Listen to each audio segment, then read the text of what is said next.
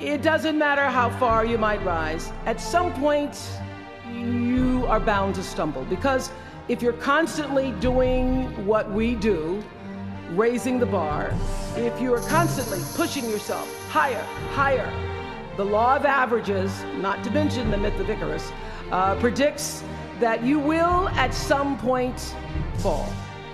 And when you do, I want you to know this, remember this, there is no such thing as failure. Failure is just life trying to move us in another direction. Now, when you're down there in the hole, it looks like failure. And when you're down in the hole, when that moment comes, it's really okay to feel bad for a little while. Give yourself time to mourn what you think you may have lost. But then, here's the key. Learn from every mistake, because every experience, encounter, and particularly your mistakes are there to teach you and force you into being more of who you are. And then figure out what is the next right move. And the key to life is to develop an internal, moral, emotional GPS that can tell you which way to go. But the challenge of life, I have found, is to build a resume that doesn't simply tell a story about what you want to be, but it's a story about who you want to be.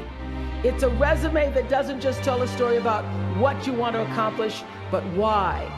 A story that's not just a collection of titles and positions, but a story that's really about your purpose. Because when you inevitably stumble and find yourself stuck in a hole, that is the story that will get you out. What is your true calling? What is your dharma? What is your purpose? You now have a chance to better your life, the lives of your neighbors, and also the life of our country. When you do that, let me tell you what I know for sure. That's when your story gets really good. Maya Angelou always says, when you learn, teach. When you get, give. That, my friends, is what gives your story purpose and meaning. I have to say that the single most important lesson I learned in 25 years talking every single day to people was that there's a common denominator in our human experience.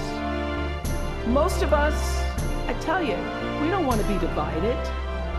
What we want, the common denominator that I found in every single interview, is we want to be validated. We want to be understood. Friends and family, yours, enemies, strangers, in every argument, in every encounter, every exchange, I will tell you, they all want to know one thing. Was that okay? Did you hear me?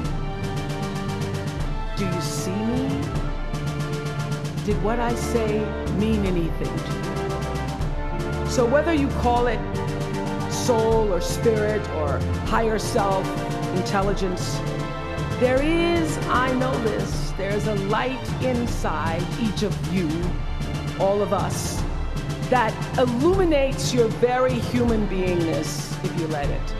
And as a young girl from rural Mississippi, I learned long ago that being myself was much easier than pretending to be Barbara Walters. But no matter what challenges or setbacks or disappointments you may encounter along the way, you will find true success and happiness if you have only one goal. There really is only one, and that is this: to fulfill the highest, most truthful expression of yourself as a human being. You want to max out your humanity by using your energy to lift yourself up, your family, and the people around you. Theologian Howard Thurman said it best. He said, don't ask yourself what the world needs. Ask yourself what makes you come alive, and then go do that. Because what the world needs is people who have come alive. From time to time, you may stumble and fall. You will for sure count on this. No doubt. You will have questions and you will have doubts about your path. But I know this, if you're willing to listen, to be guided by that still small voice that is the GPS within yourself, to find out what makes you come alive, you will be more than okay. You will be happy, you will be successful, and you will make a difference in the world.